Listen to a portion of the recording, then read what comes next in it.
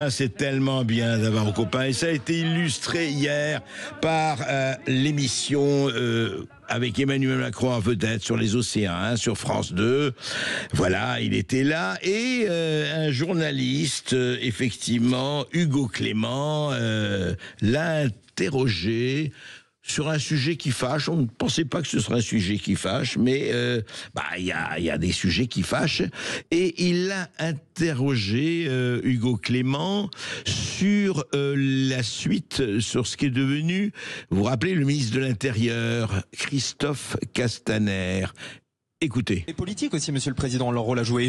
Et justement, qu'est-ce que vous dites à cet homme que vous connaissez bien, qui a été l'un de vos proches, il a même été votre ministre de l'Intérieur. Non, mais le mettez pas en pilori. C'est Christophe Castaner, et aujourd'hui, il travaille pour Shein. Ouais, il est conseiller stratégique en France de la marque chinoise. Il y a rien qui vous gêne? C'est un peu nul ce que vous faites. Non, c'est pas nul. C'est un peu nul. Je vous le dis. Par rapport au débat. Pardon. D'abord parce que c'est une question légitime. Il a été ministre de l'Intérieur. Il travaille aujourd'hui pour Shein. C'est vrai, mais d'accord. Mais il a été ministre de l'Intérieur il y a X années. C'est un homme maintenant libre. Il a donné beaucoup de son temps, de son énergie à la chose publique. Oui, non, parce qu'il est en même temps président du Grand Port de Marseille, donc il était avec moi pour aider à électrifier et décarboner le Grand Port de Marseille. Sur Chine, vous en avez pas parlé avec lui? J'en ai pas parlé parce que c'est sa vie, c'est pas la mienne, et c'est pas parce qu'il est de Chine que ça changera quelque chose au schmilblick. Ah bah quand même, vous êtes en train de dire qu'il faut lutter contre Chine et contre la fast fashion. Mais je dis que il y a chacun, un de vos anciens fidèles qui travaille pour eux. Non, mais en vrai, si vous voulez mettre des gens en pilori, ce que vous êtes en train de faire en pilori, si vous passez son image à l'écran, on pose la question. Je trouve ça juste nul par rapport au débat. Je trouve ça juste nul, s'indigne le président. Mais quand même. Donc, après avoir été ministre, Macron a fait nommer Castaner, je rappelle, président du conseil d'administration de la société concessionnaire autoroute et tunnel du Mont-Blanc, président du conseil d'administration de la société française du tunnel routier du Fréjus, président du conseil de surveillance du grand port maritime, tout cela pour la modique somme de 150 000 € de salaire hors avantage par an.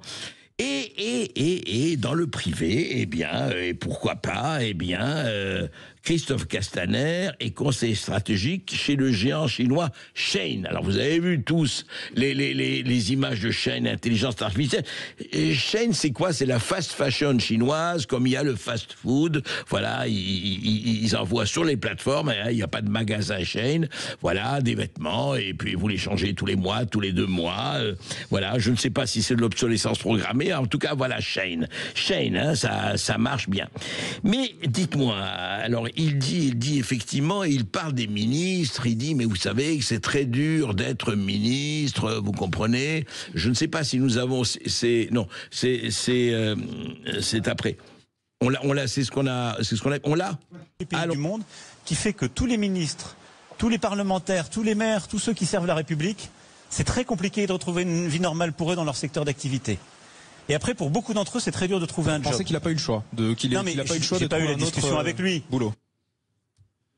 Voilà, c'est très dur, vous comprenez? On ne savait pas. C'est très dur pour les ministres de trouver un job. C'est très dur. Vous pouvez pas savoir comme c'est dur. C'est dur. Et ben, vous montrez combien c'est dur. Hein, c'est dur. C'est un tweetos qui nous a envoyé cela. Écoutez-moi bien. On va les donner tous, et ça va être vraiment très intéressant. Bruno Le Maire, vous vous rappelez Bruno Le Maire qui disait qu'on va mettre à genoux l'économie russe? Eh bien, il a commencé une carrière de professeur de politique publique et géopolitique en Suisse, à l'université de Lausanne. Bonne chance à Bruno Le Maire. Christophe Castaner, on vient de le dire. Olivier Véran, celui qui nous a tous défendus pendant la tragique comédie du Covid. Olivier Véran, ministre de la Santé, il va créer une société de lobbying nommée Innov, offrant des services variés comme stratégie, communication et mise en scène. On pensait qu'il allait être chirurgien esthétique. Non, il va s'occuper de Innov. Stéphane Séjourné à la Commission européenne. Voilà, et bien, Ursula von der Leyen lui a attribué le portefeuille de la stratégie industrielle ainsi que le poste de vice-président exécutif pour la prospérité et la stratégie industrielle. Bravo Stéphane Séjourné. Dominique Faure serait pressenti pour la présidence de l'Agence nationale pour l'innovation urbaine. Jean Castex, celui qui nous avait dit qu'il ne fallait jamais rester debout au café devant le zinc parce que à 1,50 m le virus passait. Assis, on pouvait boire, mais debout, il n'était pas possible. Eh bien, il est reconduit à la tête de la RATP. Bravo Jean Castex. L'ancien ministre de l'Éducation nationale, Pape Ndiaye, nommé ambassadeur auprès du Conseil de l'Europe. Catherine Colonna, à la tête d'un groupe d'évaluation de l'ONU. François Braun occupe le poste de conseiller de la direction générale du CHR de Metz. Elisabeth Moreno, conseillère de Sanofi impliquée dans la French Tech. Benjamin Griveaux, conseiller en stratégie. Annick Girardin a rejoint l'inspection générale de l'éducation. Emmanuel Vargon, par décret du président à la tête de la commission de régulation de l'énergie. Brune Poisson a rejoint le conseil d'administration de Jetling. Françoise Parly, membre de la commission de surveillance de la Caisse des dépôts, conseil d'administration d'Air France KLM et président du conseil d'administration du Conservatoire national des arts et métiers. Félicitations. Et enfin, last but not least, pour couronner le tout, Richard Ferrand, président du Conseil constitutionnel. Voilà. Et c'est vrai, vous avez raison, cher président. C'est très difficile, c'est très difficile. Vraiment, pour les anciens ministres, c'est terrible, c'est laborieux.